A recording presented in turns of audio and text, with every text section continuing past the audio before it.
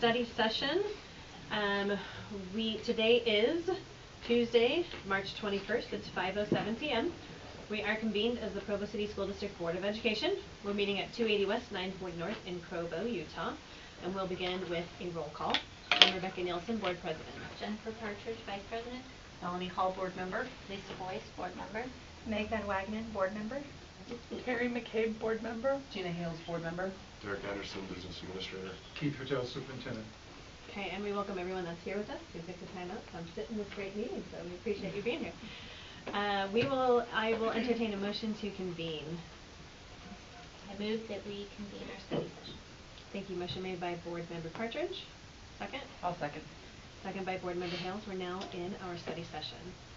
Okay, we'll begin with a board handbook training for the board members, and that will be done by Meg Van Wagenen today. She's got us some great attachments to those. Yes, my good practice at some Google slide skills. Okay, so what I wanted to do today is we've kind of been talking about, okay, we need to revamp board goals, looking into a strategic plan. So I kind of thought, okay, let's just review the goals we have in our handbook so we kind of know where we've been and kind of where we want to go. So these are from the board handbook. It said it was revised in 2020. I'm thinking they were probably done like in 2017, 2016 originally. Originally it was like 2014. Okay, because I thought, the metrics for the graduation rates were, like, I just put one of them up here, but it was like, oh, see, look, I did 202. That's not a year. They didn't teach me this in nursing school. So anyway, okay, goal number 1, continuous academic improvement. I'm not going to read through the whole slide, but I kind of just pulled out, in the handbook, each goal has, kind of extensive descriptions and kind of some metrics of how to measure, not a lot of, actually, I guess, about how to measure, but just different points that speak to the goal. So, number 1, continuous academic improvement, which I think is something we saw kind of pull up through our input surveys, right? Student achievement. We can go to the next slide. I just pulled this off of the state auditor website. So we're at 91%, right? The goal in the board goals was 95 by 2020. So 2022, not 202. Okay, we can go to the next slide. I've got 3 minutes, so we're not going to be too labor intensive here. Goal number 2, support for teachers and teaching aligned with research, best practices, and teacher-identified needs. Once again, this is great because that has also been a priority that has come up for us, right? Supporting our teachers, teacher pay. So, these are some of the different things we had underneath that goal. Annual regular surveys of all certificated. You got it. Certified. That's weird. Staff, and then some professional development goals along, and we have the teacher instructional coaching, which we talked about at our last meeting, which was great, and a variety of teacher-dominated subject-specific district committees. I'm not clear. I have my work cut out to kind of understand where we are with some of these things. I think maybe, if anything, from this presentation, just so we're kind of thinking, right, and we kind of can do our own assessment of how we are doing on these old goals as we kind of look forward to our new goals. Okay, the next one, certainty and stability in the direction of the district. And once again, I kind of just pulled these. I just did 2 that kind of went along with some of our priorities as of right now. Increased focus upon hiring and retention, willingness and commitment to report regularly to the community. We've kind of talked about, continuing our communication with the community as a board. That theme kind of came up within a few of the goals, so I thought that was interesting. 4 is financial prioritization, long-term planning and transparency. Here we have salary planning coming up again. This was interesting, long-term planning regarding our existing immersion programs must be addressed, which is something that has come up, and that was in these goals. So the last one, teamwork, professional conduct, and civility. So those are the current goals we have on the books, and we can all kind of keep thinking about them as we move forward with our new goals and planning. That's it. Okay, thank you so much, Meg. Does anybody have anything they feel like they need to add? Keeping in mind that we wanted to keep this to 3 minutes. How did I do? You did great. I didn't keep track, but I have a feeling it was just right on. Okay, perfect. Thank you so much, Meg. And just for purposes, for the public to know and understand, we'll be doing this at every board meeting. We'll be taking 3 minutes to do some training. We've put together a schedule. We'll be rotating the assignments through the board members. And this is just for purposes of us to refresh on things we should be doing, but also for the public to be able to understand some of the things we do as board members. So. Okay, perfect. Thank you so much, Meg. We are going to move on to item number 5, and we'll now hear a construction update from Derek Anderson. I'm going to attach this because, sorry, I couldn't get that over. It literally just barely opened up. I tried to get it to Bonnie, but the PowerPoint that I've got is over like 6 gigs due to the videos. Wow.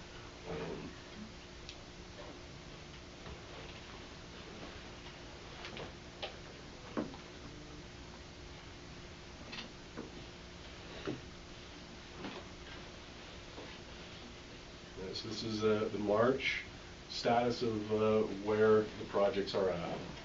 So the Temp View project, there we go.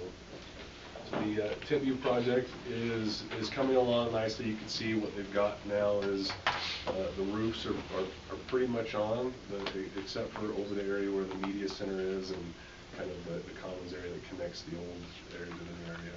But the roof is on, and the windows, you can even see they're starting to frame out the windows and things and trying to get that facility sealed up. Okay. As of right now, they're still looking at scheduling. They've not said whether they're going to start bringing in any second crews yet or not to make sure that we have that thing opened up by the beginning of school. So I'm guessing they're still thinking that they're going to be meeting the timeline, because one of the things that has been discussed is, do we bring in an additional crew from, the finishing teams to work in tandem just to get this building opened up. Okay, so those kinds of conversations are happening. They've not made the designation yet to pull that trigger, so I'm assuming that they can meet the opening of that. Can I ask a question about Temp View? Yep. With summer, from my understanding, nobody's in the building during the summer at this. That is correct. So during the summer, their building is essentially shut down for school in terms of activities. They need to be using that to stage and finish up. It's going to be a very critical time. It's going to be kind of like last year when we said, hey, no, we're not going to have any some of the sports athletic stuff that was over in that old wing. It's the same kind of thing this year, but for these other areas. What about spring break? Thing can be closed up? So I haven't heard anything about spring break. I'll have to look into that one. But right now, a lot of the facility are shut down up there just due to some weather damages and some things that have occurred. So there's not a lot of the activities that are happening right now up there, other than I believe basketball and volleyball and the indoor sports.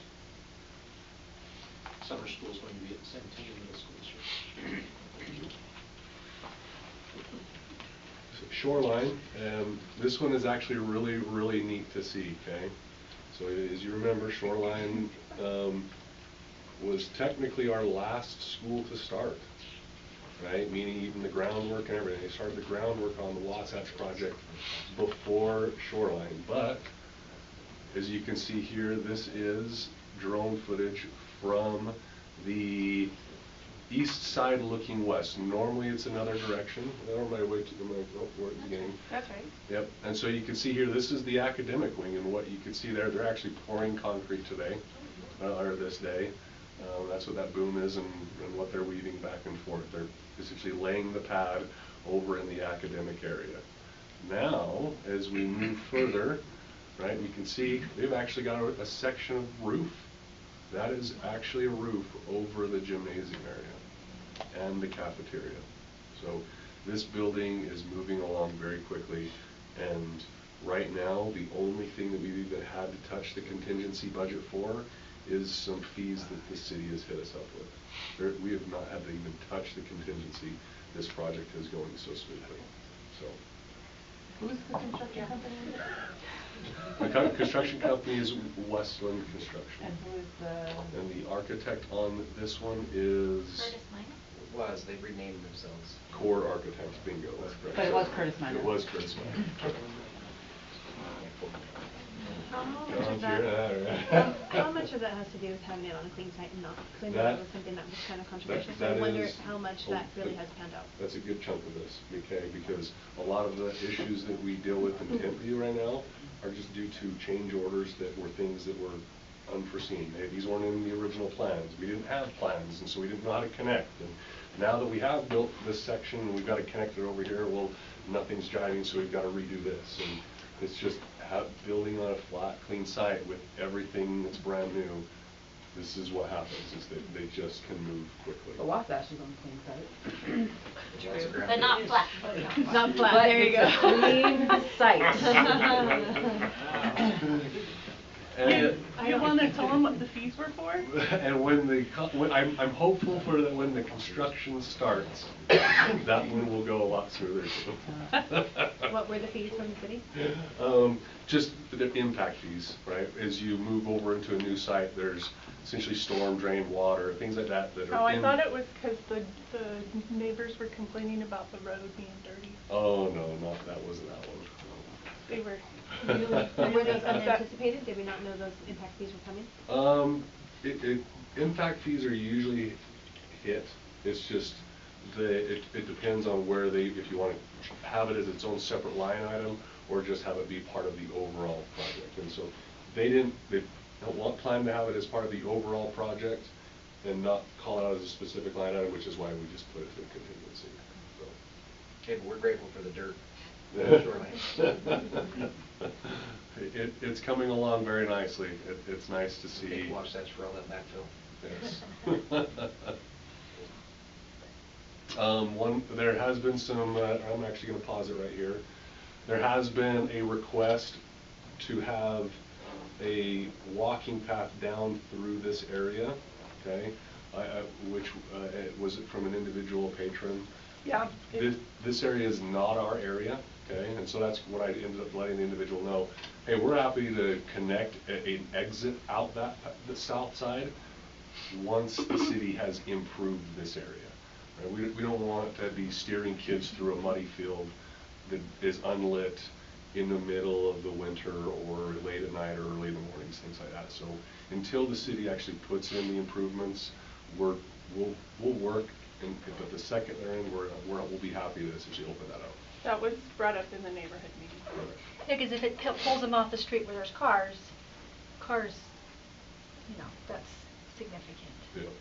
So what am I looking at? Is that owned by Footprinters Park right there? That part right there? So what happens is our property kind of comes like this right here, and then comes up, and then comes back this way.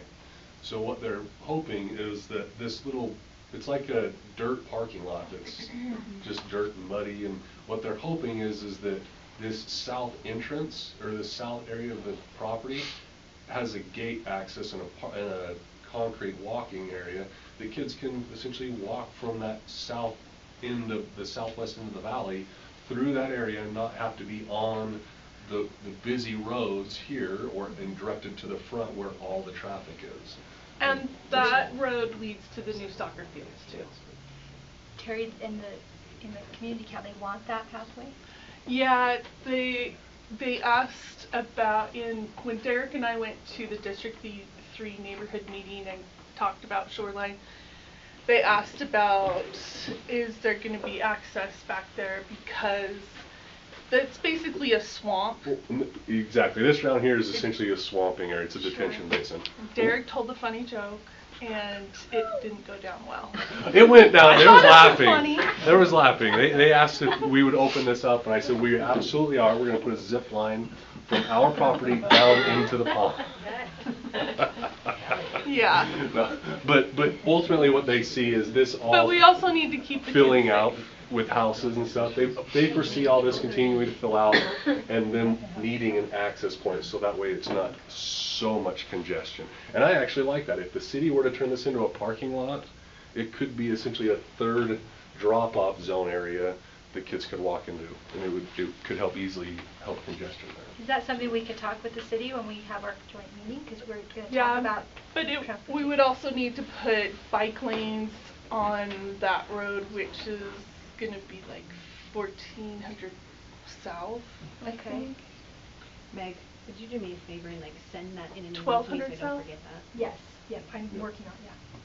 But that is absolutely something to bring up with in our city council meeting with the city council, that and the bingo, correct? So Tempe Drive. Okay. So bike lanes on. Leading to the soccer field, yeah. All right, Wasatch. So this is Wasatch, the update from Wasatch. This one will look a lot like the last one. There's still a lot of dirt work that's happening. Just has snow on top of And it. snow, yep. Right now, this is the back wall that they're laying those base layers. And what happens is those early first layers are the most time-intensive layers because everything's got to be set right. And then once those first layers are set, it starts to go up just like Legos. Right? It goes a lot quicker. So right now they're still working on the dirt work. And you can see there's that behind the wall. Let's see here. There it is. There's the vapor barrier. You can actually start seeing that barrier where they're laying it down on the ground, which is essentially kind of to help with moisture and settling, and they're having to compact that back all behind that wall, and they also are installing a drainage system to where if water goes back behind that wall, it doesn't make it down to the base layers to impact settling. Okay.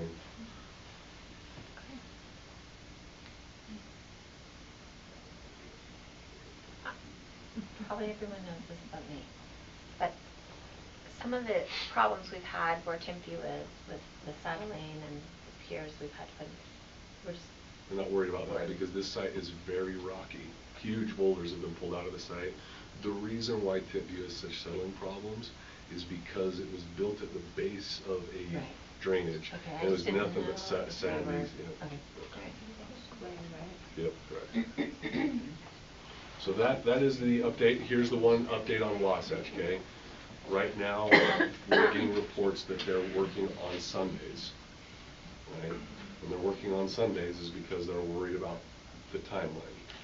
And we're discussing potentially a second crew on this site also to help make sure that we hit that opening, because the worst thing we would have is to have this building hit September, October, be finished, and then be able to move into it, and we're sitting with an empty elementary for either a whole year or try to do a mid-year move, right? So there's a lot of conversations about the timing of this one and what we've got to do to make sure we're ready for that opening day. Okay. Have there been complaints about the Sunday work, or just informing? I am just informing you. I had one person send me an email, and I responded, let this individual know, and they were good.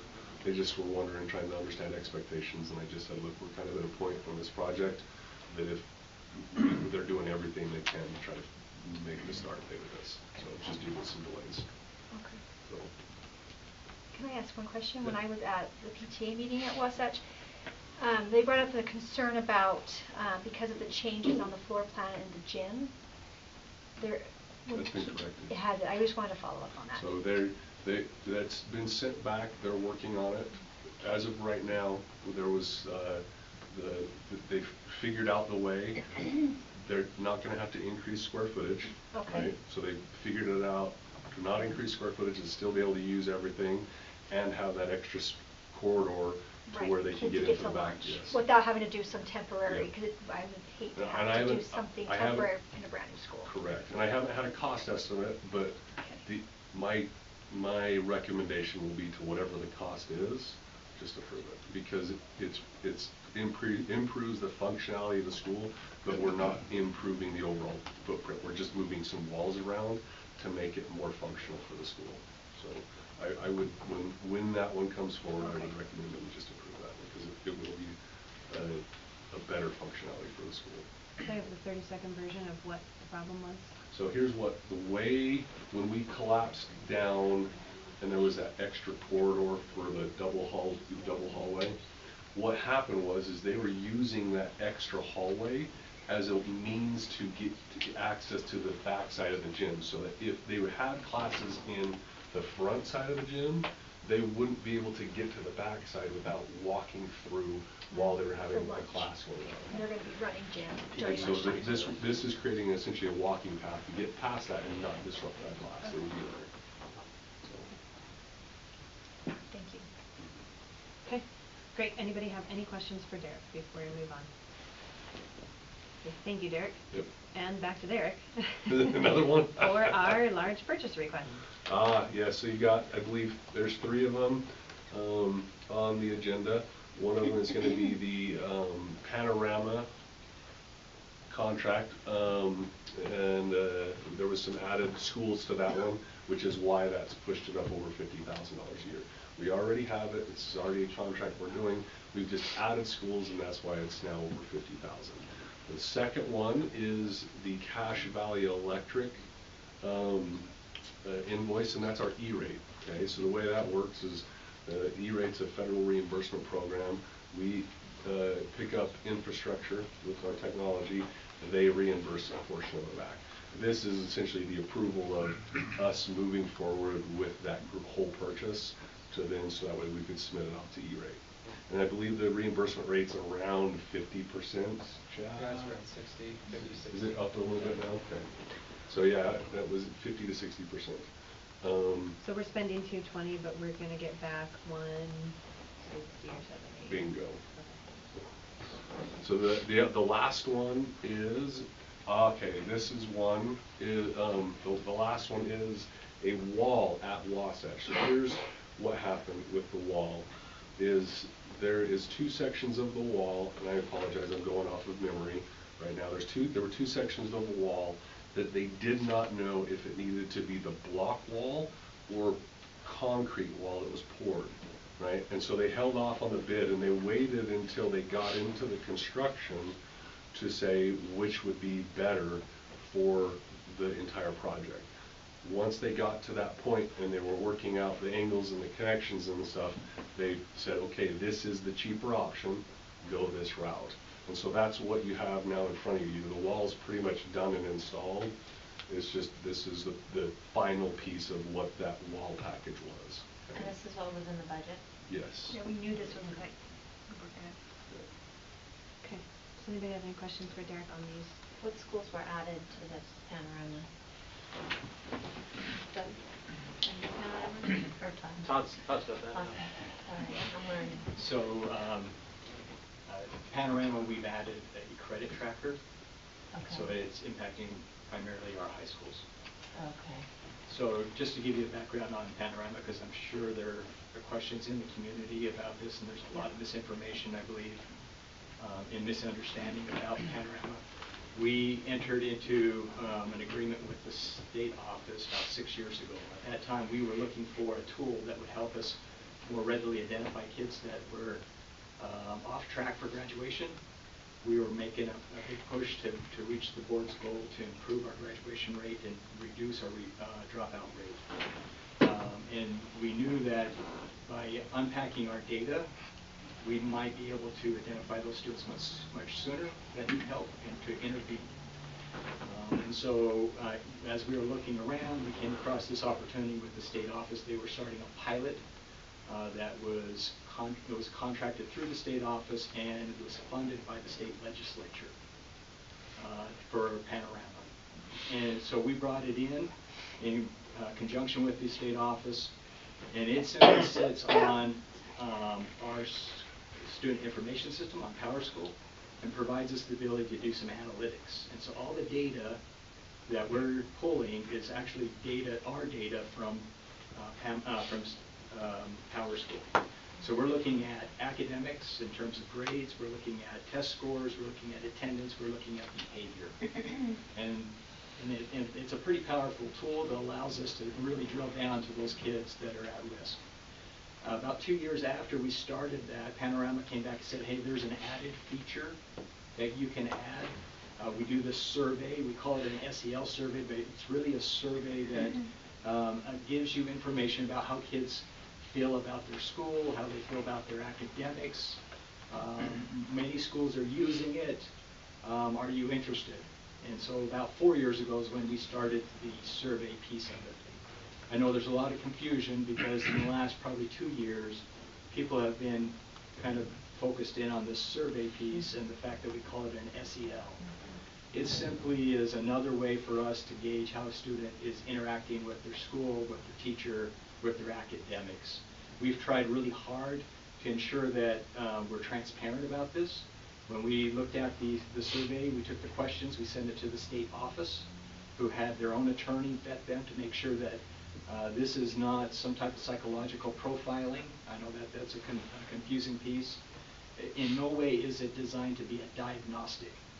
We're not evaluating depression or anxiety or any of those things that would fall into another set of concerns. So the survey's academic only. It focuses on academics. It doesn't ask about their home life. We don't get into, it's not like the SHARP survey in any way in terms of looking at risky behaviors. So it may ask questions, and again, we share the questions before we actually administer the survey. Families are welcome to view it. We've not tried to hide any of that. We provide an opt-out. I have the questions I could share with the board if you're interested in looking at that. There are some questions in there about, how do you interact with your friends, or is there a teacher that you can go to if you feel like there's a concern? So there are some maybe what people might consider borderline questions, but really it's intended about how is that student interacting with their school. School climate. School climate. There's two parts of it. One's student-centered, like I've described. The second part really is valuable to our school administrators because it gives them information about, does the student feel safe? Do they feel like they're connected to an adult?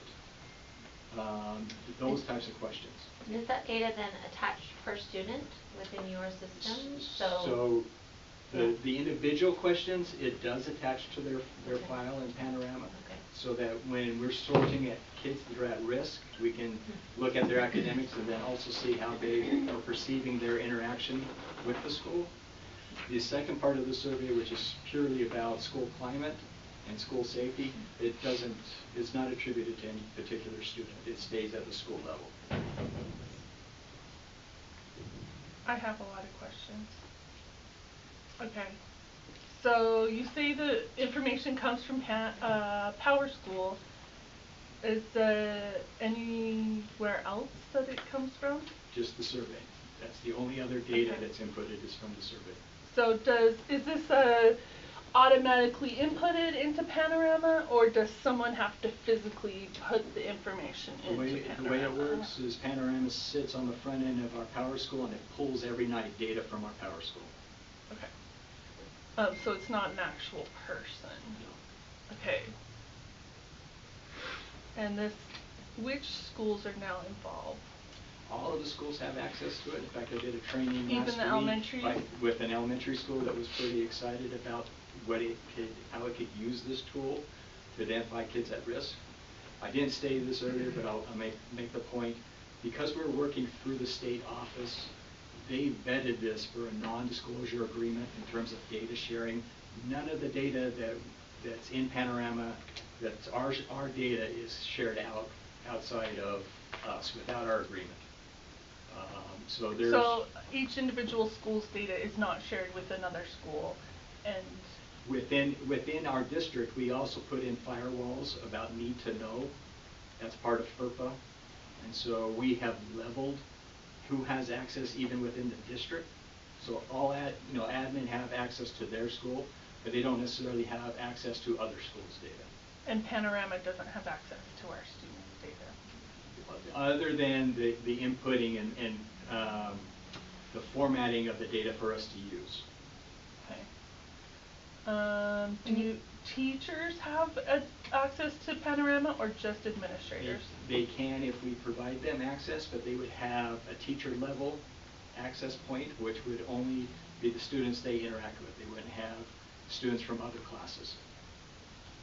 Okay, and who uses the data and how do they use it? So right now, our social workers are heavily vested into the data, particularly the survey. They use it for lots of interventions. our school intervention teams, admin, counselors, social workers that work and oftentimes meet weekly to identify kids that are at risk are looking at that.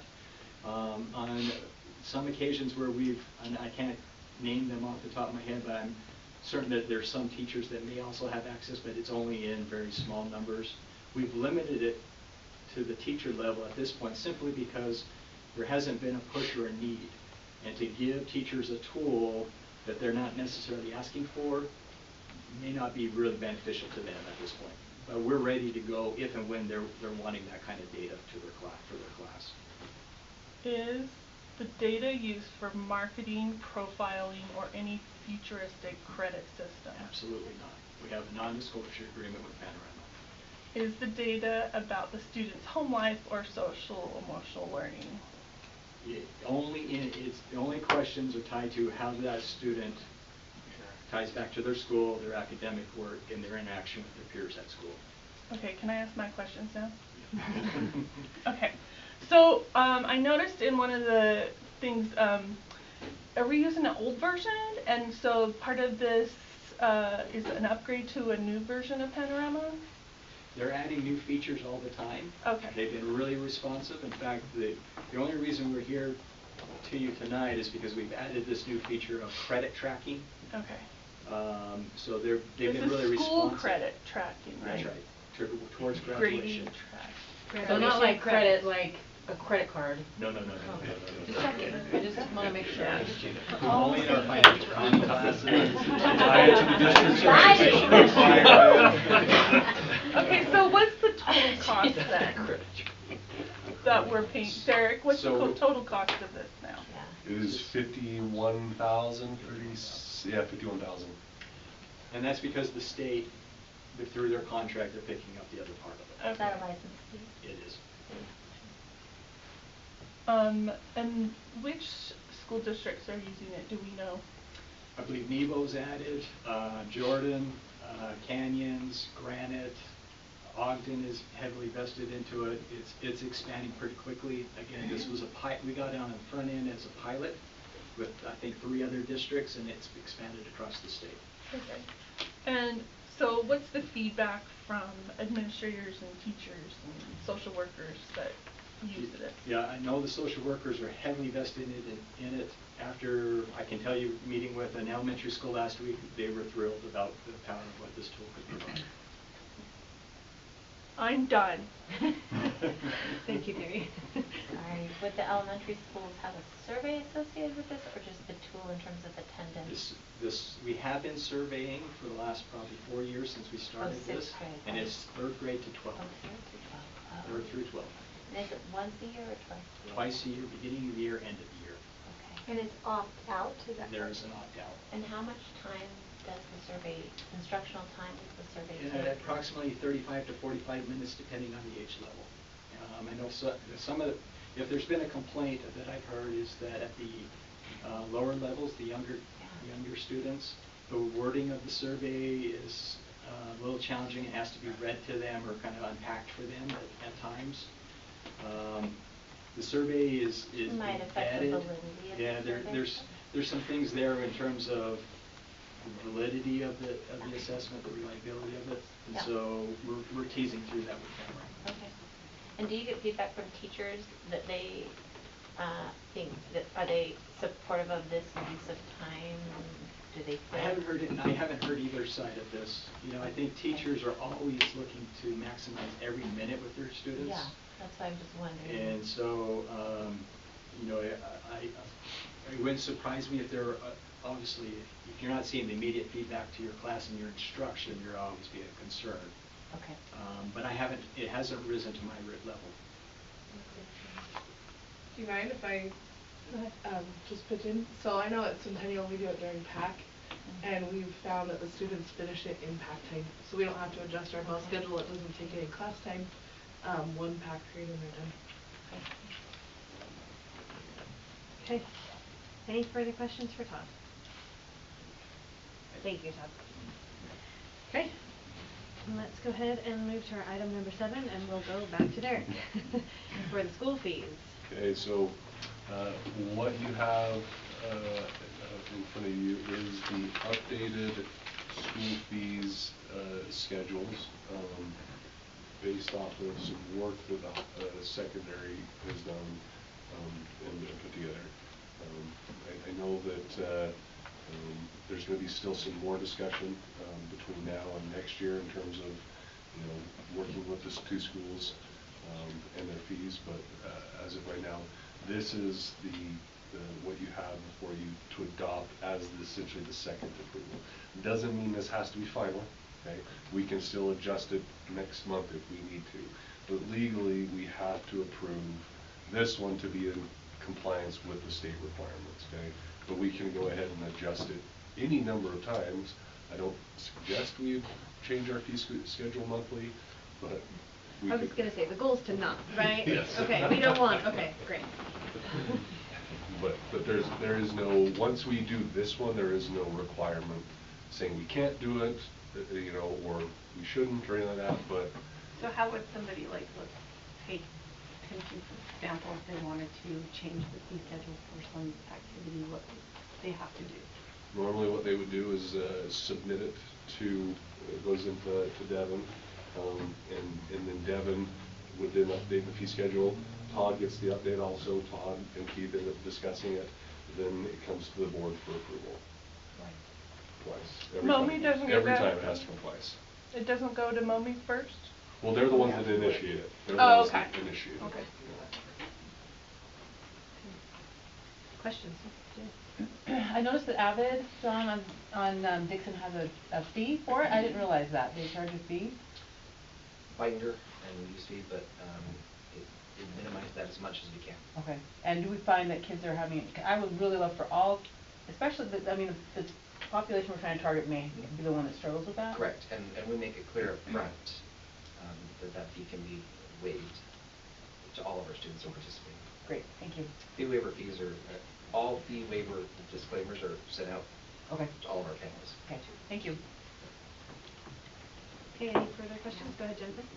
Well, first I noticed there was one thing I was going to ask a question about, like why is it not on the fee schedule? It has like lines through it, but then I checked on our website and it is showing up the correct fee. So overall, we're not, if it's on the website, we're good even if our paper missed it here.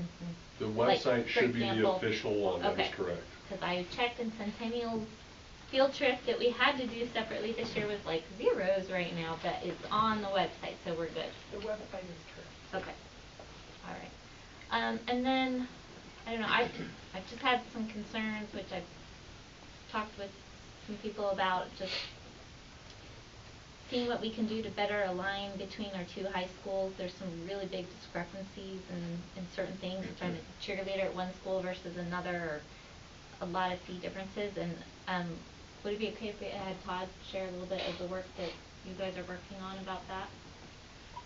Sure. Okay. You're up again. I'm up again. Thank you. Appreciate the opportunity to just kind of clarify some of the work the high schools have been doing since the last board meeting when there were concerns about the fees. So the high school principals and I and the CT director, Lee Bingham, we got together to look at the requested fees for next year, and it was very clear from the outset there were a lot of discrepancies between classes, between activities. Some of the things, in short, that we agreed to as a group. One is that we would eliminate all academic fees in core classes, so math, science, social studies, health, PE, world language, that the schools would fund those classes through their discretionary funds or their carryover funds, and that we wouldn't request a fee for any of those academic courses. I'm sorry, did you say that was at high schools or all secondary? High schools. High schools, okay.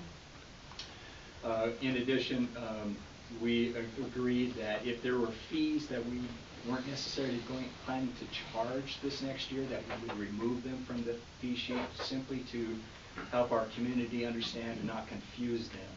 So this is the second year in a row that CTE is not needing to request a fee, so we remove them completely from the sheet. So you should see that that's been removed. Third, we agreed that we need in terms of participation, that there are some real challenges, and in fact, this is where some guidance from the board would be really helpful to really start to unpack those participation fees.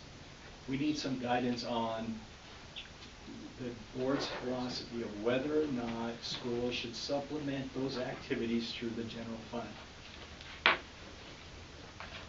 Knowing that direction will mean a lot to us in terms of how we go forward to standardize the fee between the high schools. So, are schools expected, or should they plan out of their general fund to give X amount of dollars to athletics or performing arts? That may seem like a simple question in the front end, but I would suggest that there's some things there that the board really will want to unpack, particularly where the state has now passed new statute that permits any student from a private school, charter school, or homeschool that doesn't even necessarily live in our boundaries to participate in our activities. So that's something I think the board might want to consider at some point. So given that, and just the sheer number of fees between the schools in those areas, we asked that we put that off to do some summer work around that, and hopefully that would allow the board some time to also kind of consider this in terms of moving forward. But we did agree that we'd ensure that boys and girls activities, comparable activities, the fee would be the same. So if you have boys basketball and girls basketball on the fee sheet, the fee should be exactly the same. In one. In one school. In one school. And that any real clear differences between the schools, that the schools would make sure that their spend plans were clear, and that they'd be able to provide a rationale. So if they were planning to do a large trip out of state in one program, it should be really clear that's why the fee is larger than, say, at the other school. We have both Momi and Jared here. Did I miss anything, you two? I don't want to take all the oxygen out of the room myself. Okay. Any more questions for Todd, or did you have more? That's it. Okay. Well, I just wanted to say thank you for the willingness to cover those class 4 fees. I think that's really great, and I really appreciate that. I think that will really help. And I actually have a question on it. How come we did not decide to do that at middle school level and only secondary? That's a great question. It's probably something we should be tackling right now. I think it is simply because coming out of the last meeting, we're so focused on high school. But your point is well taken, and we should be looking at it in all of our schools. So do we need to have at a different board meeting, have a discussion about what he asked us to? I just wrote it down in my notes Okay. of things to put on an agenda in the future. You're asking us to not address it until after the summer, is that right? So you have time to... Yeah, I think you're going to want some time. I don't know that a 20-minute presentation in a study session will be sufficient for you to really grapple with this. This is a philosophical question of whether or not the general fund should support extracurricular activities. But do you want that before you talk about it in the It summer? would be helpful Yeah. for us. Cool. It would be very So helpful you want for that us. on a future, but a near future agenda? I don't know that we're going to be, I think it's going to take the schools some time next year to really unpack this, whether or not we have that information and direction from the board. So whether you do it in the summer or maybe in the fall retreat, that should give us sufficient amount of time to really get to this. I already have a protocol kind of in place on how we would move depending on board direction. So we could move pretty quickly, just not knowing the outcome of this meeting this evening. This may be more of a question for Derek, but do we know how much money from the general fund is going to extracurricular right now? I know right now we're supporting it, meaning that it's not self-funded.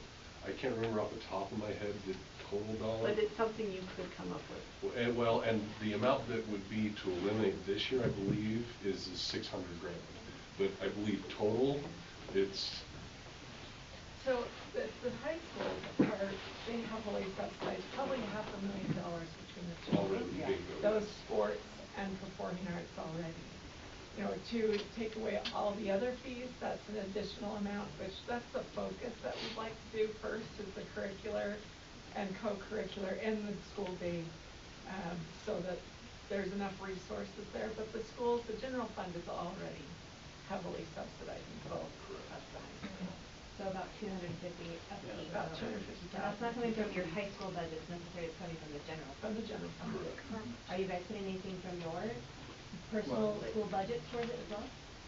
Yeah, when we're saying from the general fund, that's the allocation to our high Okay. school. So each of us are about $250,000, and with transportation costs going up, we anticipate at the end of this year, that might even be a 10%. That's probably the biggest portion of transportation that we're subsidizing. Would you be willing to write us up some context and some questions to think about and stuff, so we kind of know where to take the discussion? Absolutely. Okay, thank you. Okay, any other questions on any of the fees? Okay, great, then we'll give some time now to superintendent for some policy review. Okay, I'm going to Or do we need to come back? Oh, no, you're good, okay. I'm going to display my version of the policy and procedure. Thank you. Thank you. Thank you. Principal.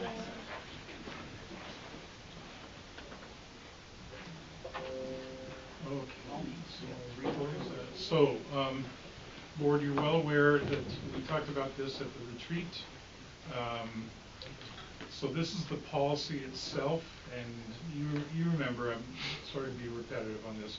Generally speaking, the board doesn't weigh in on the procedure, but in this case, the procedure is really where the crux of this is. So we've been spending a lot of time on that. So there was a suggestion that this section of the, you see where the cursor is, of the policy gets deleted, and then changing that. And then I also put in a new section in the procedure that dealt with selection and announcement. So that's the policy itself we'll be asking you to approve. District Council yesterday looked at the procedure as well. We feel like we're ready to go. I think I sent this out on Friday. The changes from the retreat are in bold underline. So some of the wording is a little bit different, some combination of items from one section moved to another. Gina noted that perhaps this shaded section here in this paragraph is kind of redundant to the first sentence, and I definitely can read it that way. So I highlighted that, said that could be potentially deleted.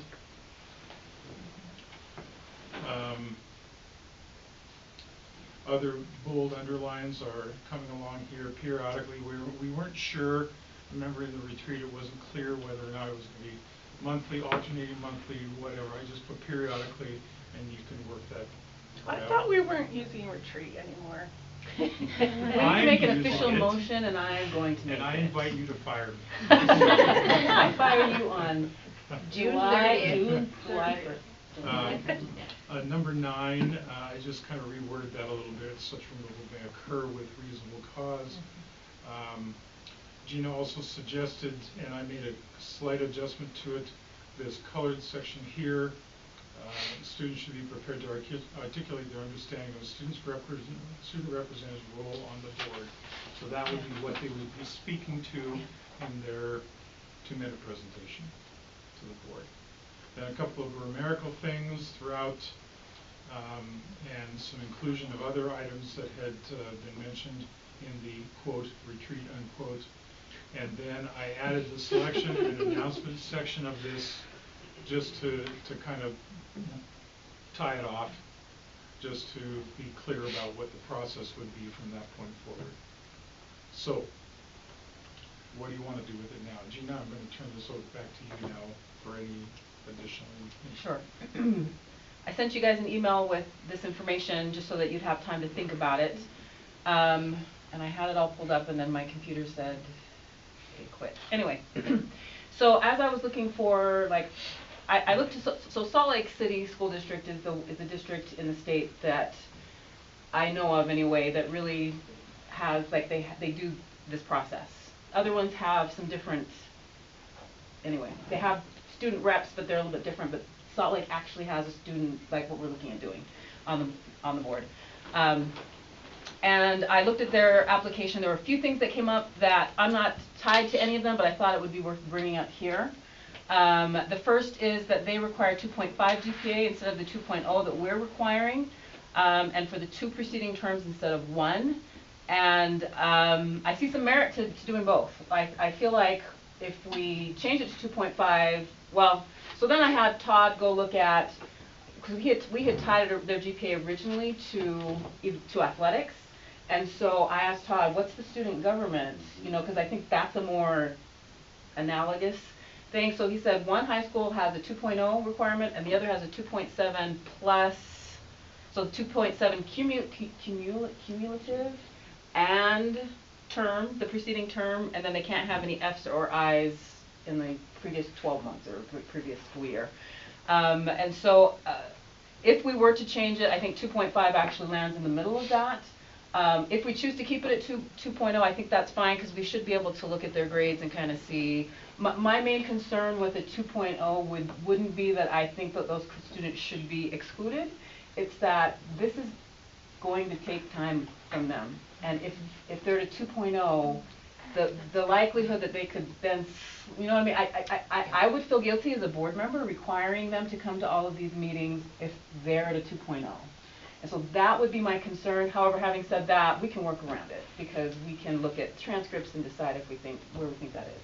And so that's the one. So should I just put all of this stuff up, or do we want to discuss each one as we go? Let's discuss as we go. Okay. Any feedback on that?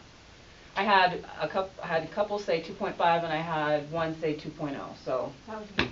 which is fine. I mean, actually wanted to know, Meg, what your reasoning was behind 2.0. Yeah, I mean, I think a 2.0 is a C average. I think those students can leave too, and I'd rather cast a bigger net, and yeah, we're going to go through an application process, and I just want to continually communicate to students that it's not just a specific student who can be part of this, and that was my reasoning. But I do see your point of if they're struggling, I mean, if it's just overwhelmed with schoolwork and trying to keep up and adding one more thing, I guess I would just think students applying kind of maybe have a handle on, I don't know. Those are my reasoning. I'm not committed to it, but that's my instinct.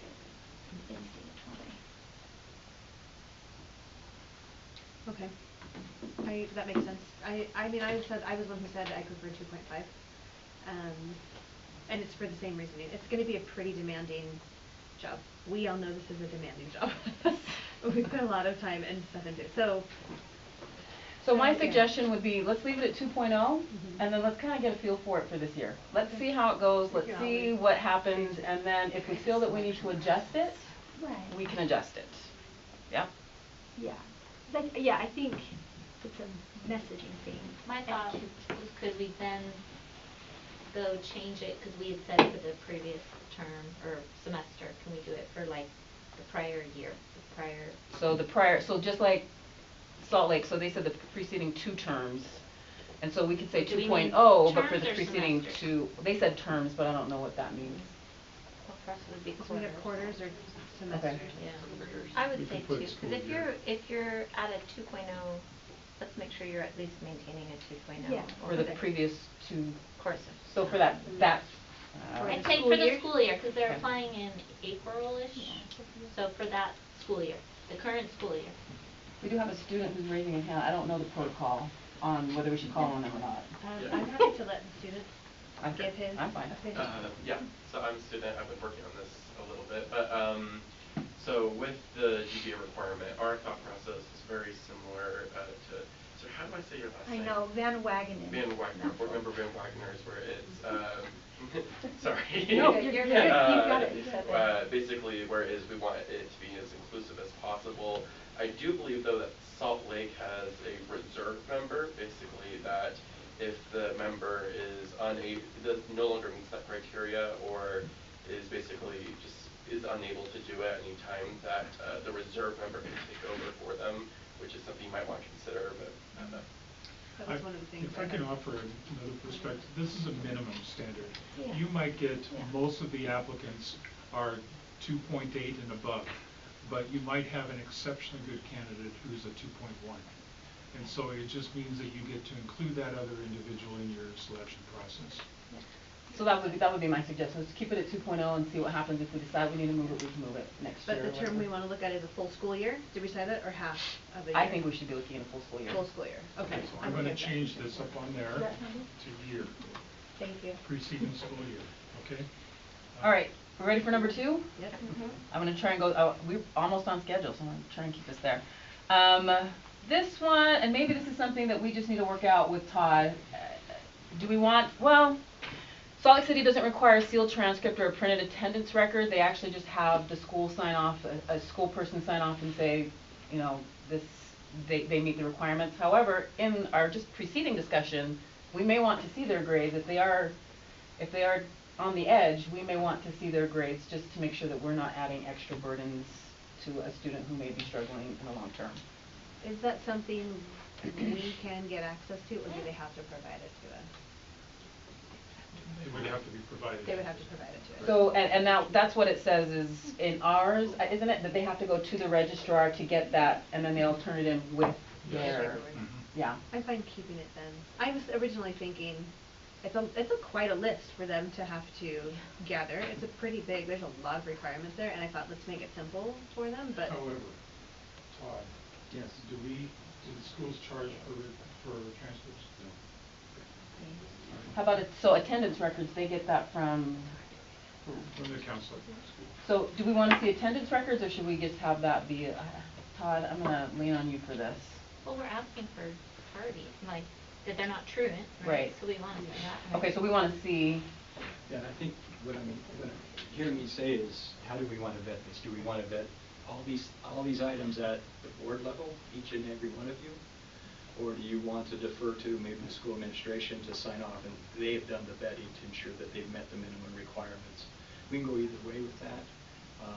You know, if you want to put the onus on the student to bring all these materials together, collect them, turn them in, similar to any other job application process, I think there's value to that. But also, if you're dealing with a lot of them, there may be some benefit to the school administration doing that as well.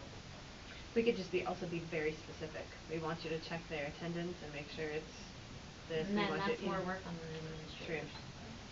True. So let's leave it for this first. So that was going to be my recommendation. Let's just leave it how it is. Let's see how many people apply. Let's see what the workload is, because it's going to be me and you.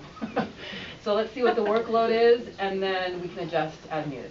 Sound good? Yeah, I think that's great. All right, the third one is that with their application, they require a few written explanations and descriptions, including the reasons for the student wanting to serve on the board, an explanation of skills and qualifications that enable them to effectively represent the students in the district, a description of what they hope to accomplish during their tenure on the board, and what they envision their contributions to the board, district, and students will be. Oh, and one more, and then a resume or personal narrative if they would like.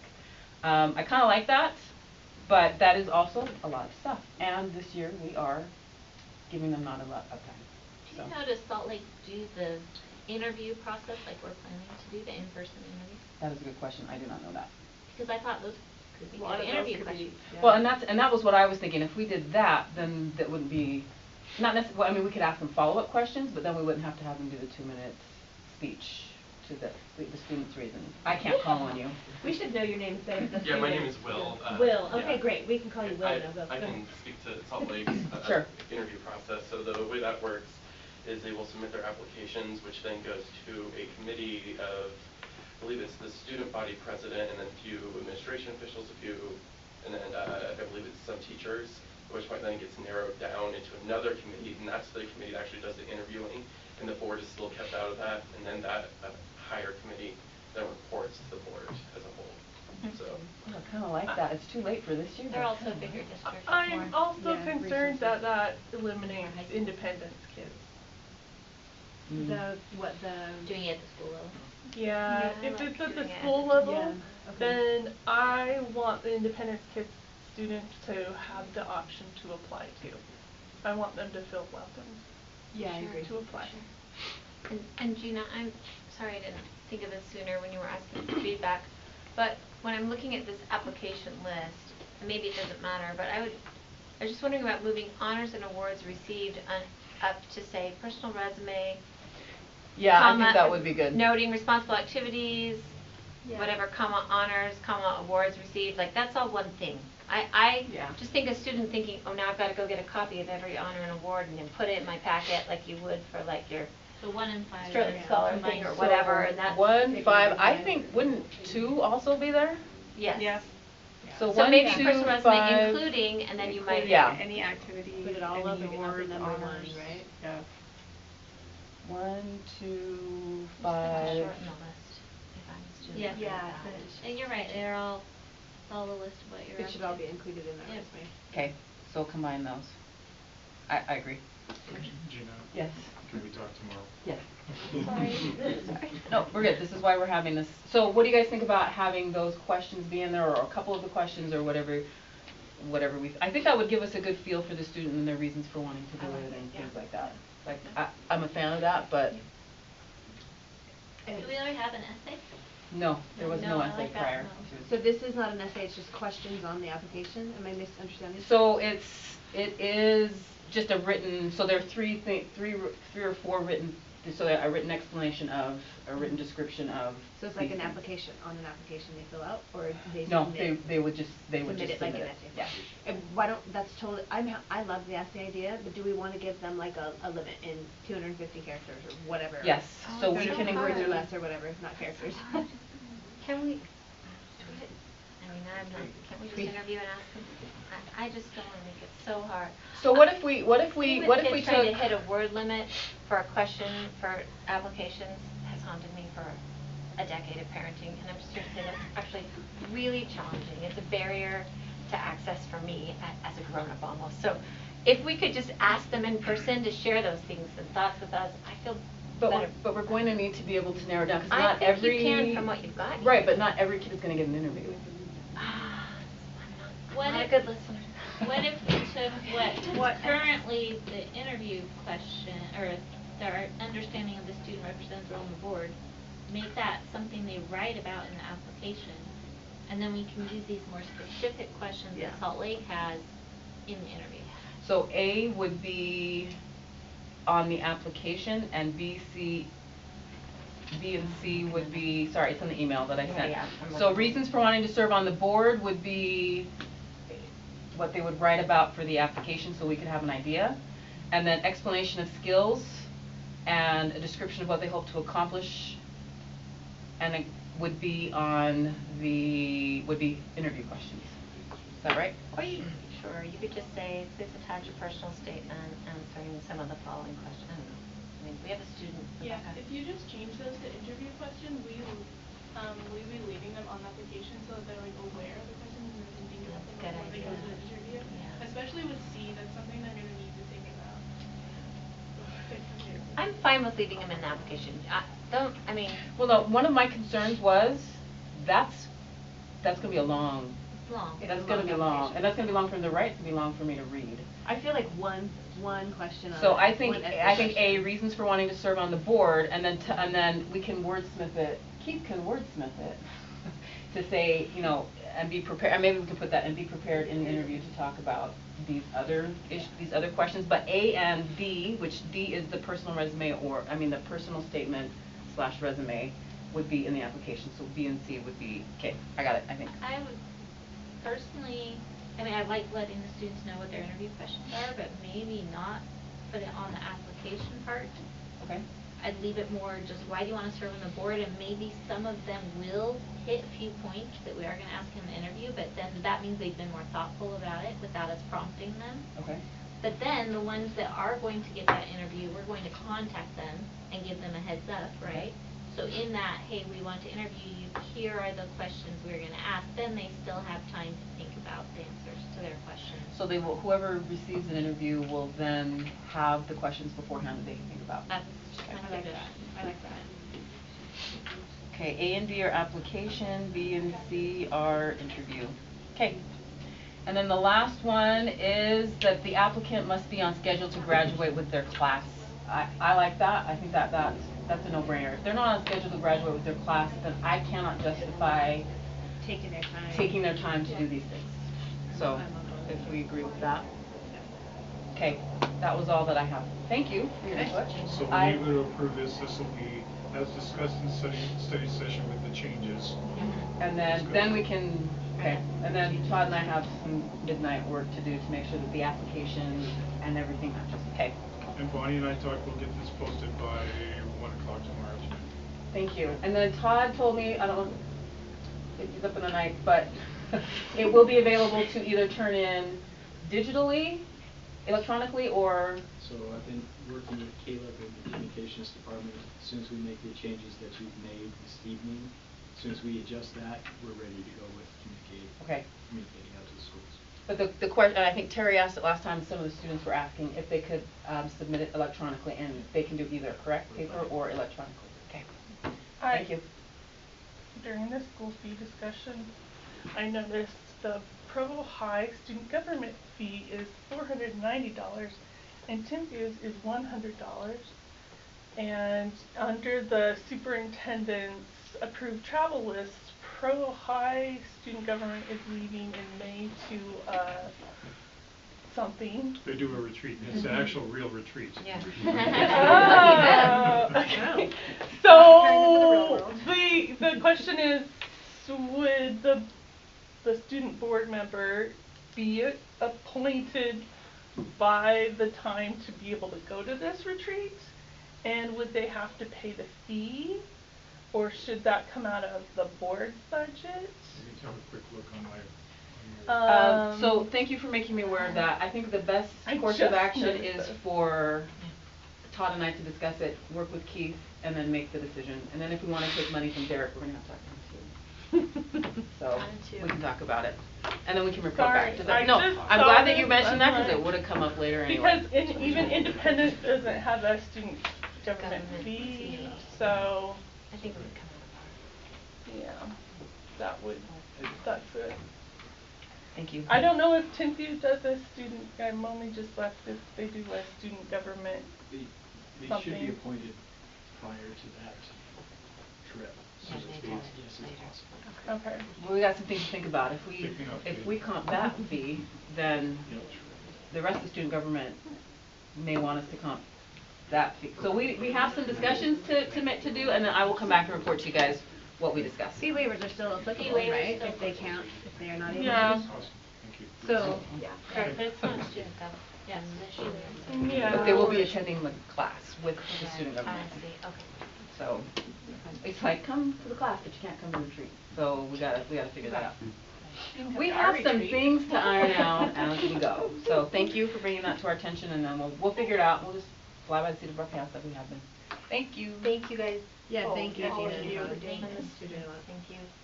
Okay. The students too. Yeah, for sure. All right, let's see if we're on time. We're supposed to start at 6:05.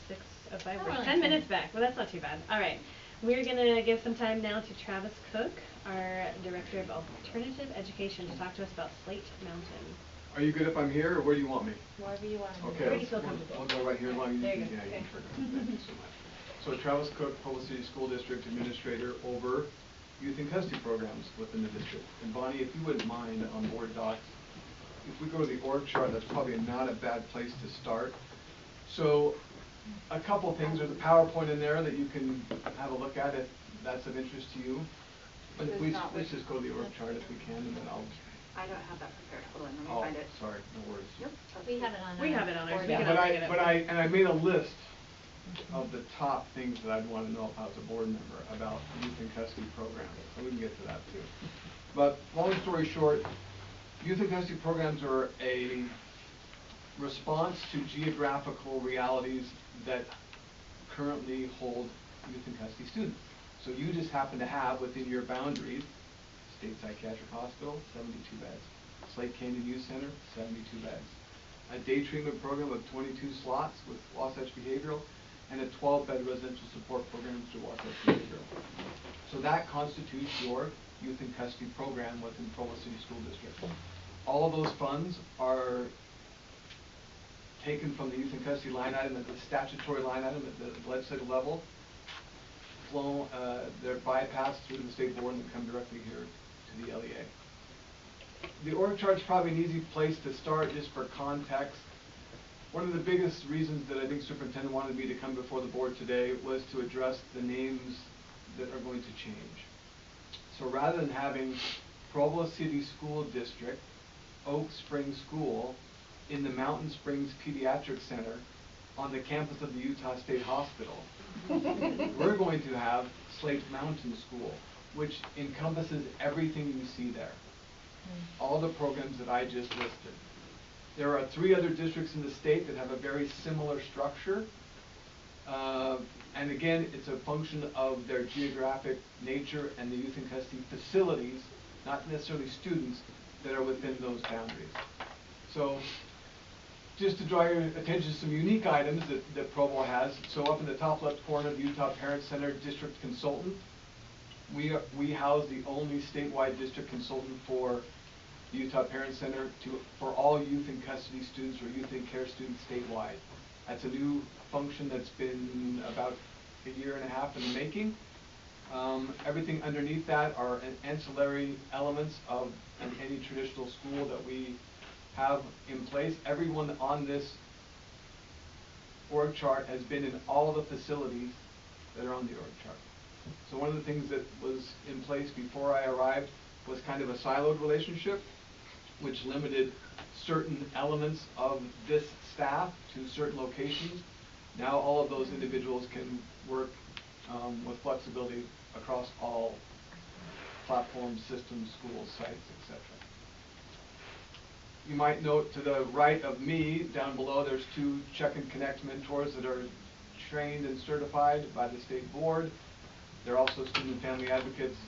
You'll also note under New Vista that continuum of service that is in-house to the district for safe school purposes or for students that may be of harm to themselves or others. This grant also provides funding for graded support of those sites in-house. Explain graded. Graded is the federal term for taking different revenue sources and using them for one objective. So in instances like this, let's take Amelia, for example, the elementary school. There are going to be times where there are going to be foster or proctor youth that need that level of service. So the youth in custody dollars are there. SPED dollars will be there. EARS money will be there. And enhancements for out-of-school monies will be there. That will allow any of those students eligibility into that very unique one-off classroom in Provo City School District. So I'm open to questions, or I can jump right into my I have a top question. 6 things.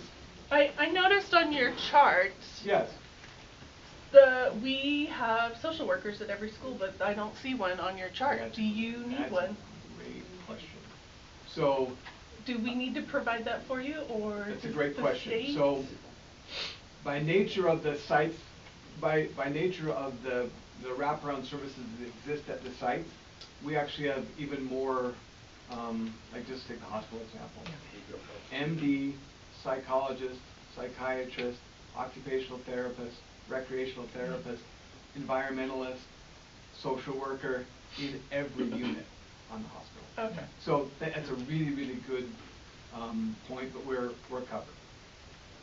Okay. So we're fortunate we only have to provide the academic services. And Wasatch Behavioral Health, similar situation. Slate Canyon is similar situation. 3 LCSWs at Slate Canyon and contracted medical.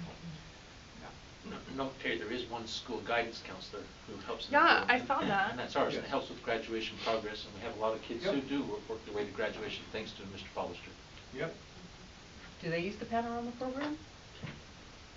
We considered it many, many times. It's a little bit trickier because we have to go through a bunch of additional hoops Oh, to yeah. bypass the Yeah. parental Yep. component of Yep.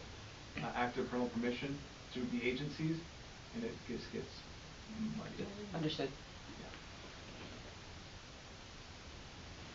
Okay. Want to keep going? Sounds like there's So more I think questions. we can catch you up here. Okay. So here's my top 6. First, the YC facilities within this district and in most districts are the most restrictive on the continuum. Most restrictive on the gen ed continuum, most restrictive on the spec continuum.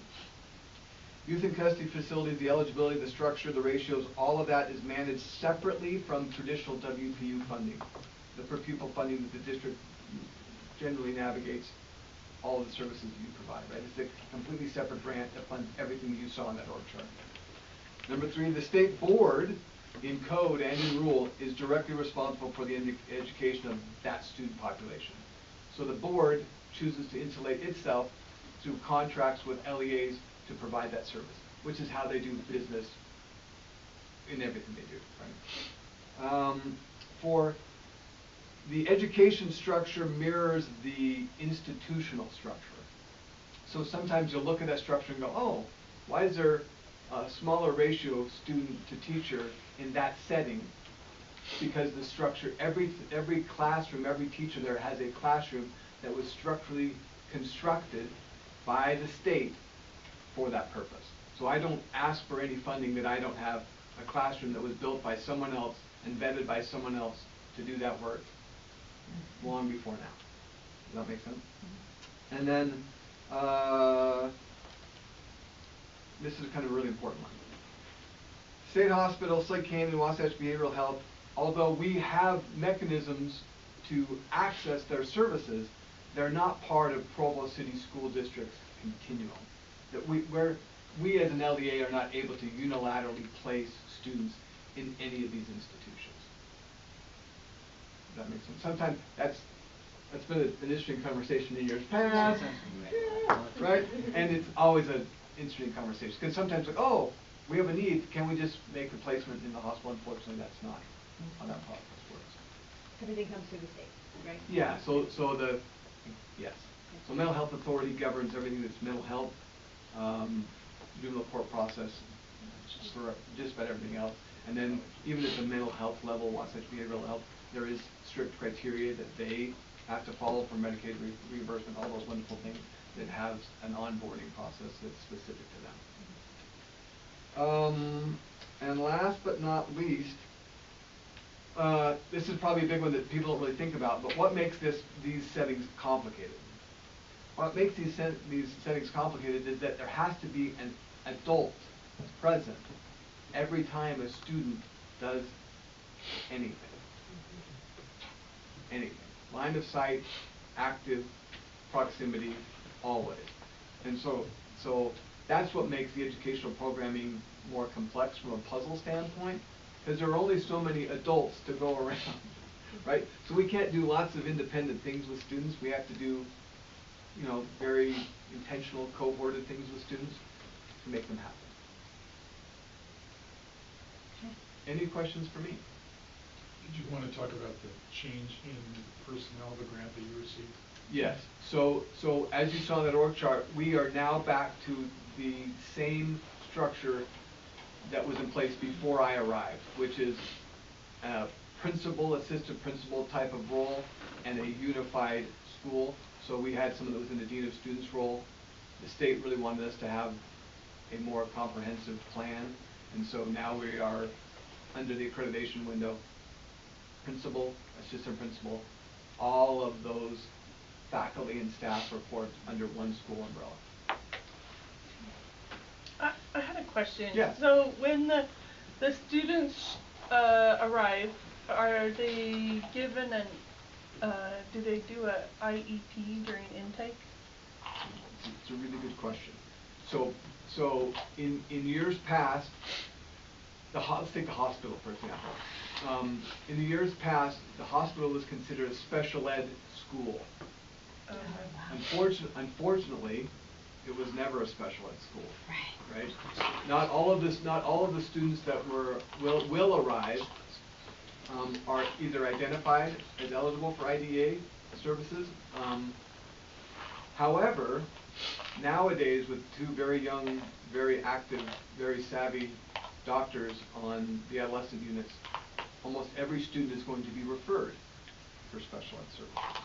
So it's a really good question. But yes, that's all part of the process. Yeah.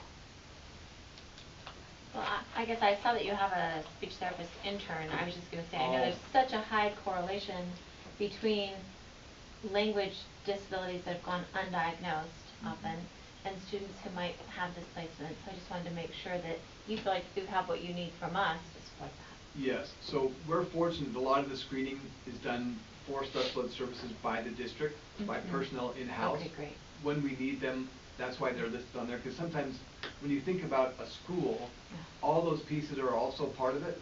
We don't need ELL services or SOP services all the time.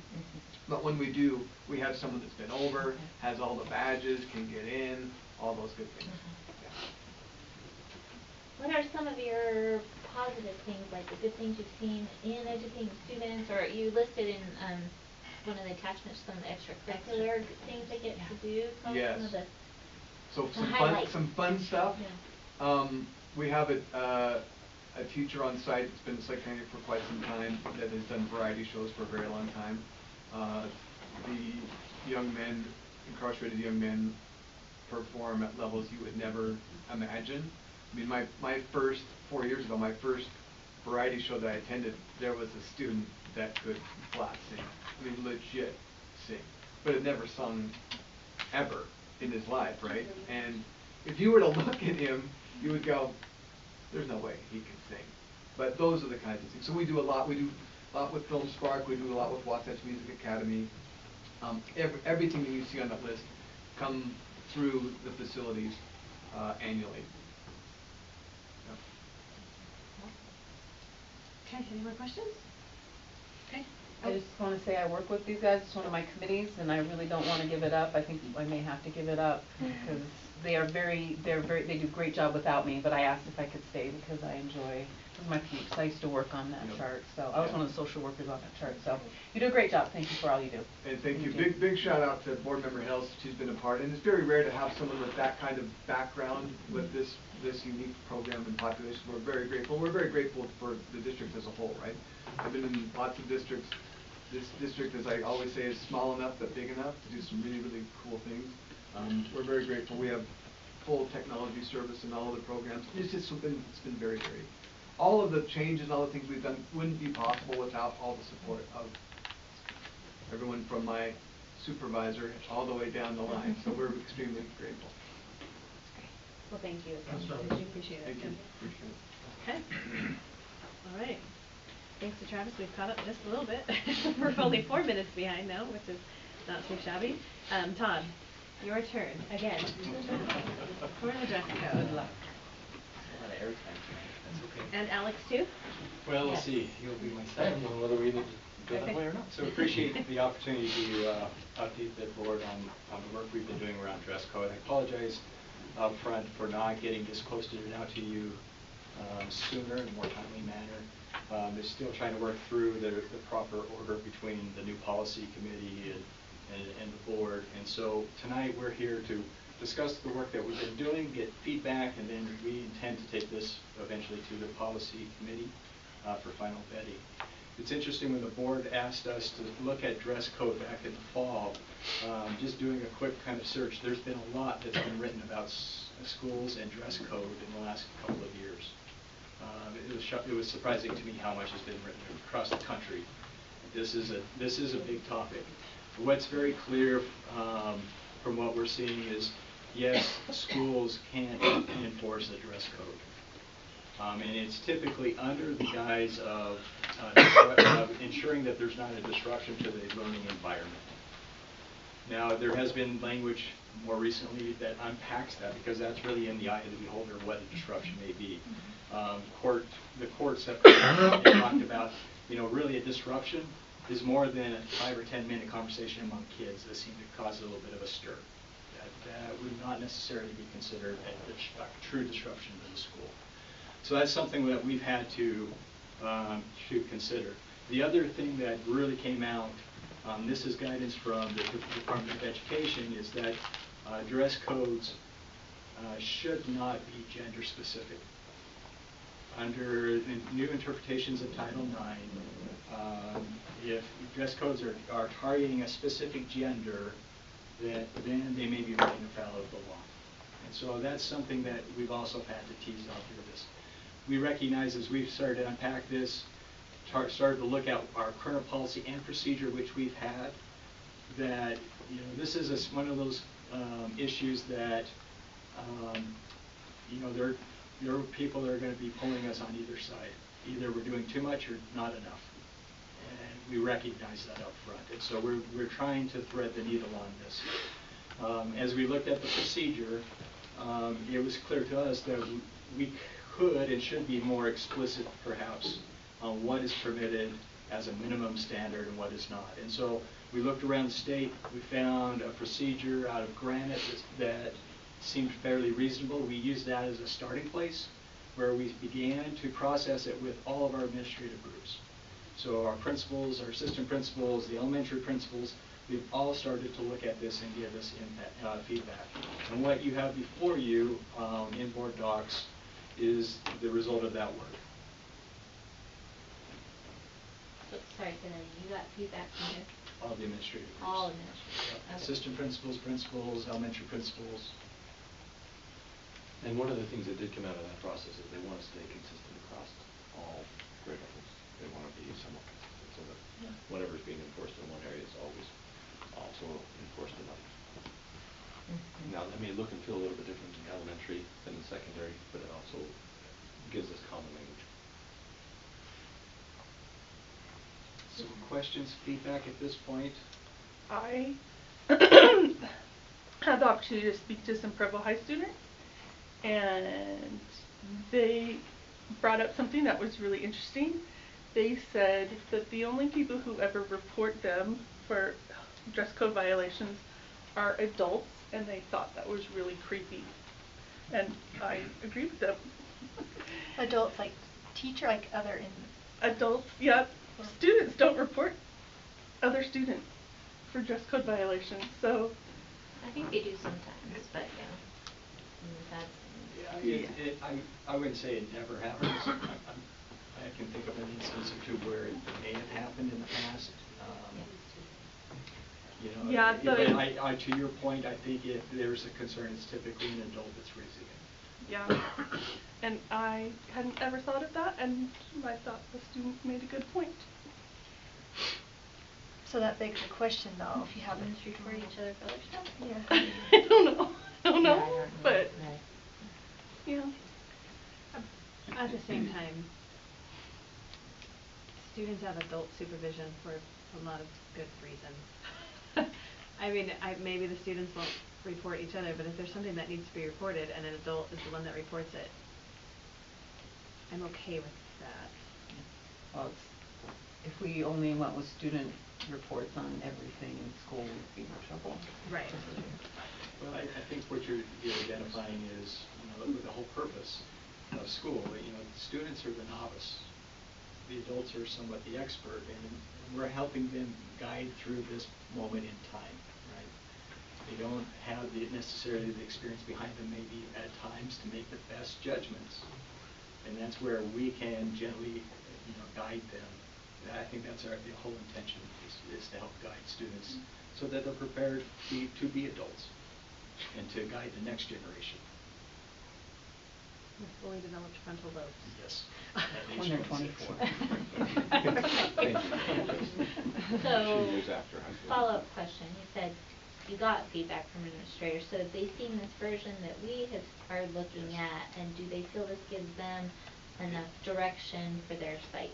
I should rephrase that and say they helped craft this. Okay. Correct. So they all know what this looks like right now. Yes. I believe it was back in the fall we brought a bunch of different pieces every together, school right? has And they had different- talked about different yeah. things, and that was where, again, they brought all of that information together as different schools, and then they looked at it, vetted it, looking at this kind of a skeleton, and then pieced it back together as to what would work for them.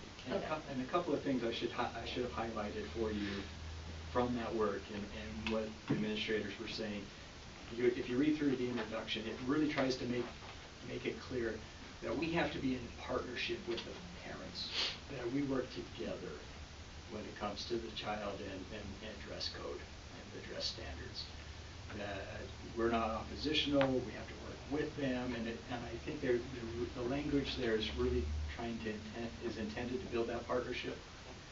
And then what you see below is where, again, trying to thread that needle of what is a disruption to, what can clearly be demonstrated as a disruption to the school, what is not, what are the standards, being clear that, what's appropriate maybe in a PE class is different than what's appropriate in a science class or another classroom setting.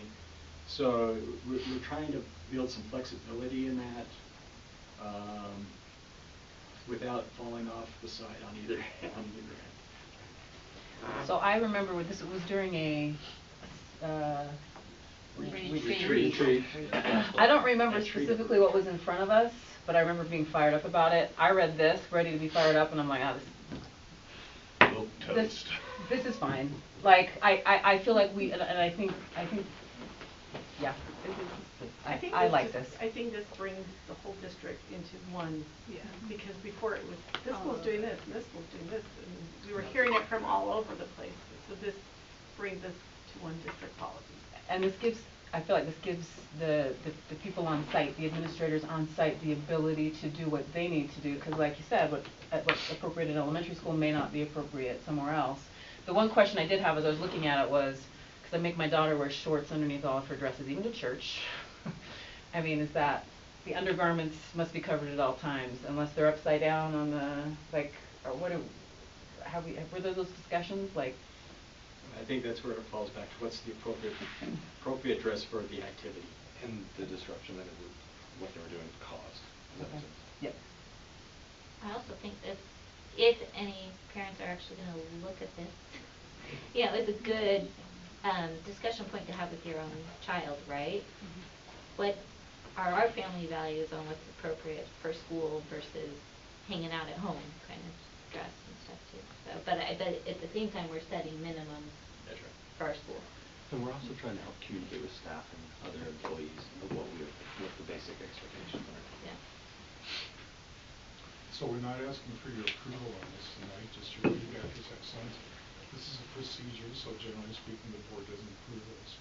So we're happy to move forward with this, with your input, and I assume we can. You did say you're bringing it to the policy committee. Well, that was the original assumption. Oh, can I ask a question about that then? Because when I looked at the actual policy, student dress and grooming, so that wouldn't change? You wouldn't update the policy, just the procedures? We're not looking at changing the policy itself. Okay. Is there a comment? But we could bring that to the Once we policy feel committee, it. and you could consider whether or not any adjustments are required. I'm just, I guess I'm trying to make sure I understand. Process, yeah. Yeah. So it says to develop the procedures for implementing the dress and grooming, which I think Okay. this Yeah, does. so then that's good. Yeah. Okay, any further questions for Todd? Or Alice. And Alice? You're happy to ask all of them to Todd. Put him on the spot tonight. We are having our policy committee next Monday, so if anyone does think of any feedback, Lisa, Gina, or I, did I get that right? Get all the committees confused. You can send it to one of us, and then we can bring it to the committee meeting. I guess is there something then that once these procedures, or if a procedure is updated, I think it's really important then that we take the next step of implementing that procedure and making sure like teachers understand what we mean, students and parents understand this, because it is an issue, and so we want to make sure that we are informing people and making sure that we bring our student population, our parents and families along to say, hey, there are minimum standards at our schools, and that's just to create a respectful learning environment for everyone. So what that's typically looked like in the past is that once a procedure is passed, I know that I take it to my administrative group, Alex takes it to his administrative group, we unpack it as a group, and then they disseminate it throughout their school communities. But we can also use Caleb in this scenario too to help message that out as well. Great. I think that would be important. Okay. Thank you, Todd and Al. Change that happens. Yeah. All right. On to item number 11, ahead of schedule. Derek Anderson with the portables update. Doing a bathroom talk. Yeah. Okay, so what you got is an update to the portable discussion we've had previously. So right now the plan is we're not moving it or asking the board to approve anything to move it over to Edgemont. What we will be doing is leaving the portable in place and moving it to Westlake. Lakeview. Westridge, thank you. Like that? Not Lakeview? Wait, not Lakeview? Lakeview? Or or Lakeview, We're selling it to Lake- Alpine, I Lake- guess. Lakeview. Lakeview. Don't is even- I thought the you one said you said- Lake. Is View. Westridge official? West- All the west. One of those Ridge schools. views put We've got, there's a 4 portable system over there, one that is very old and dilapidated. One of them we are paying an annual lease payment on, the other one we own outright. And because of the lease payment and the state of what we have over there, my recommendation is gonna be that we leave those over there until the school, the new wing is open.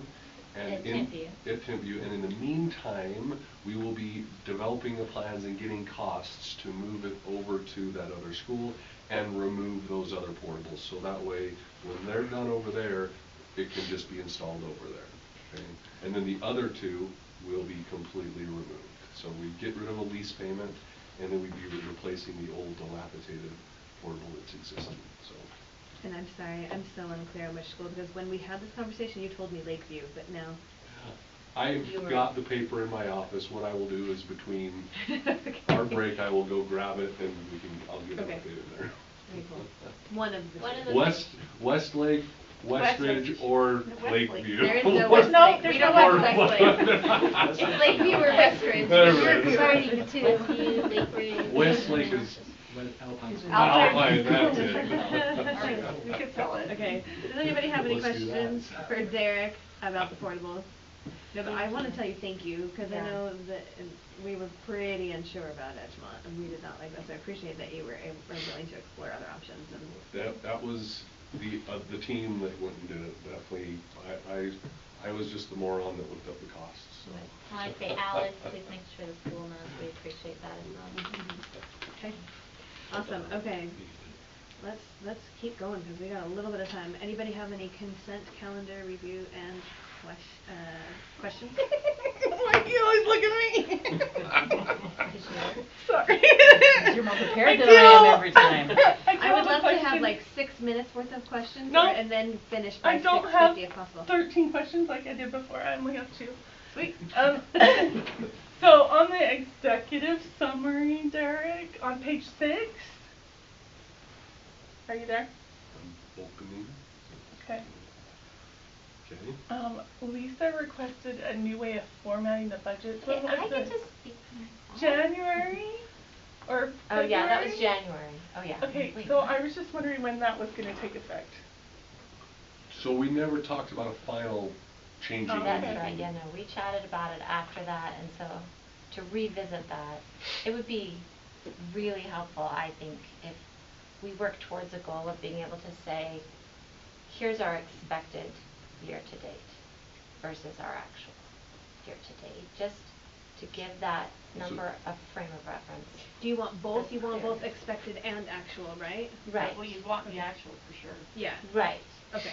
Just so that, I know, I mean, we talked about why it is how it is, but So essentially here's what I would do on a projection, okay? yes, I Essentially understand that's what it would be. what you're asking for is a Right. projection, Right. is that I'm absolutely happy to do a projection.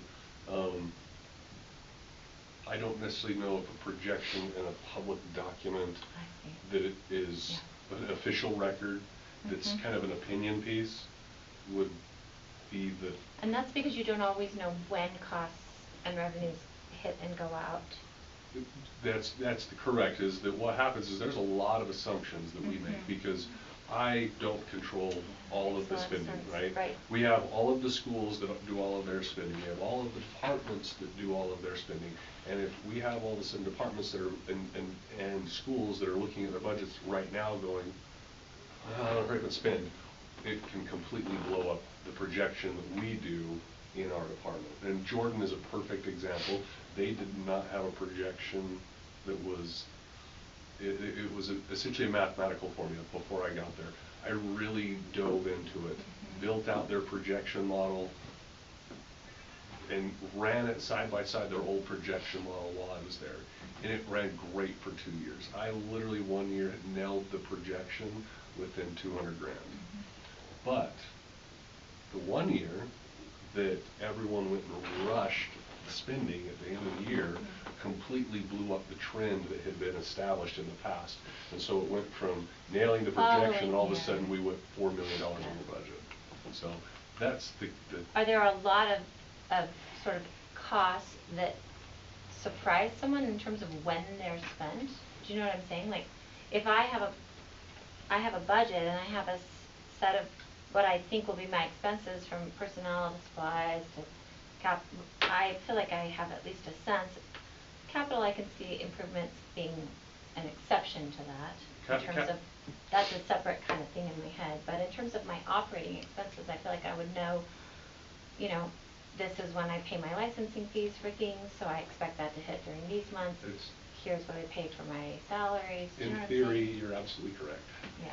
But what happens is we have all these different department heads who are monitoring their budgets. And let's say they had a plan to spend $75,000 on 2 support personnel out of this budget. But at the end of the year, they could only get about 50% of the use out of those individuals. So they only spend about $40,000, let's say, okay? So now they've got an extra $35,000 that they're sitting there.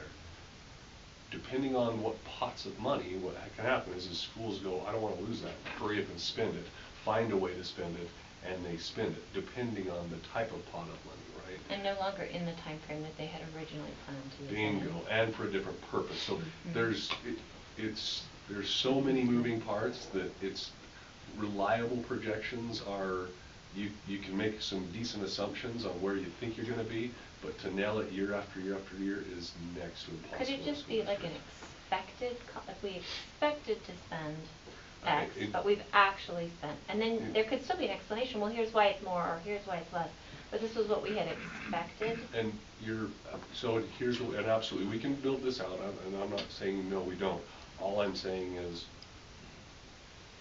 that there's some information in there which is like a range.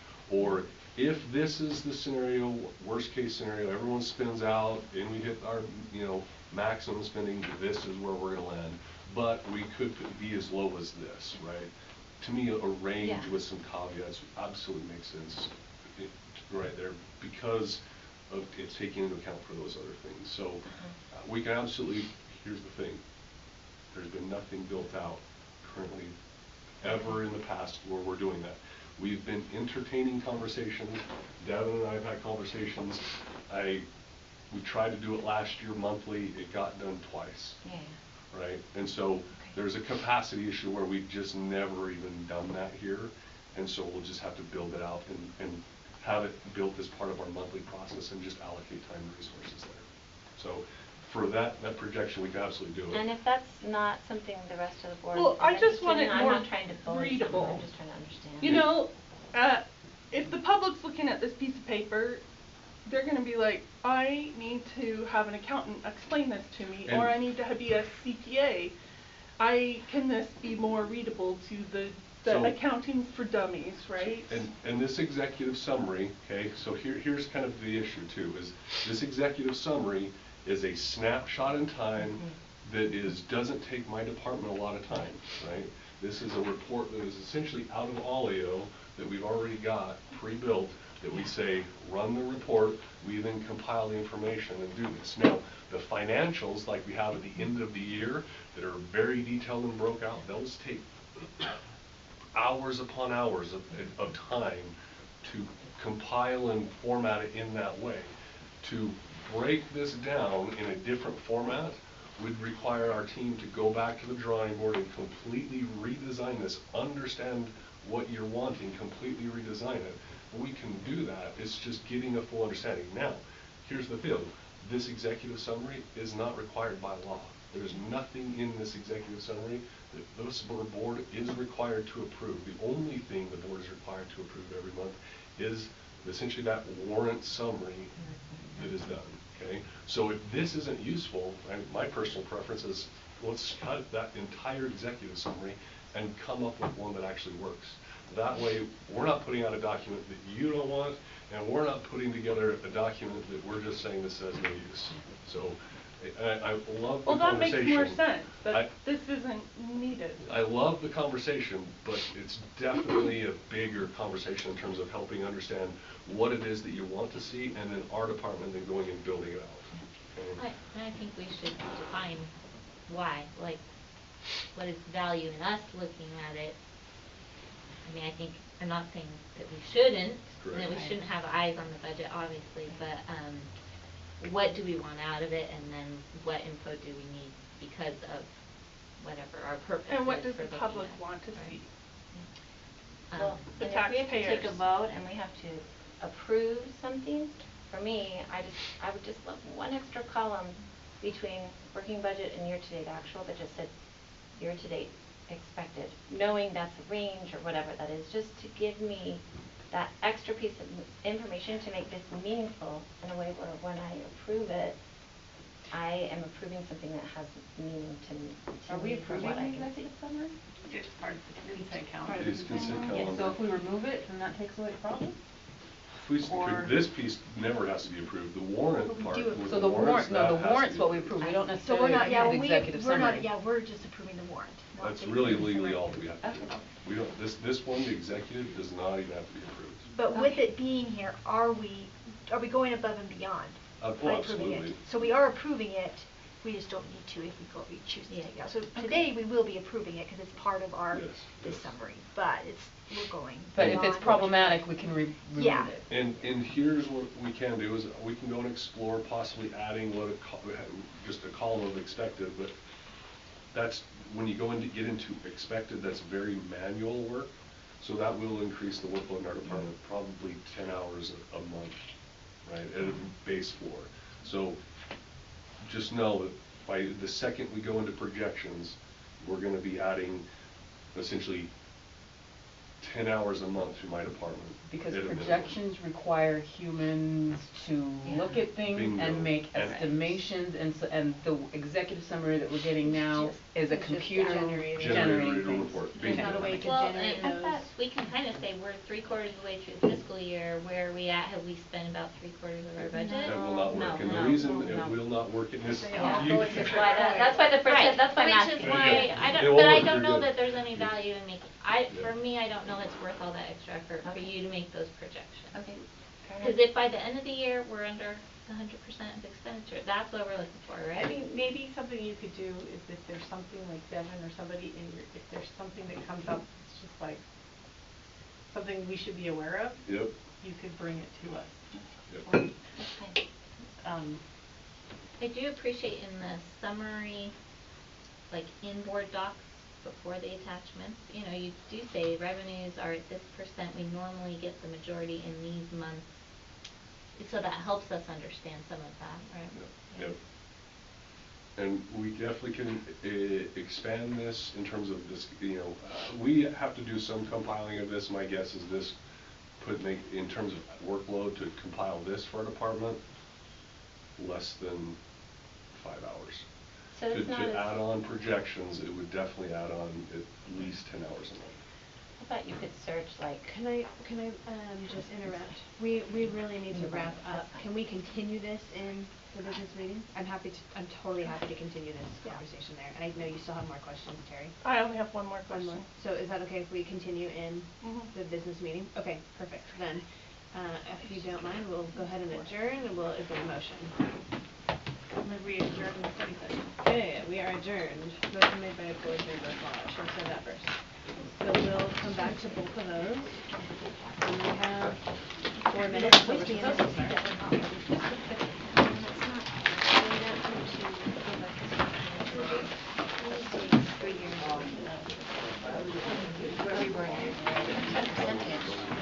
Use that for that. Like, we have some. What?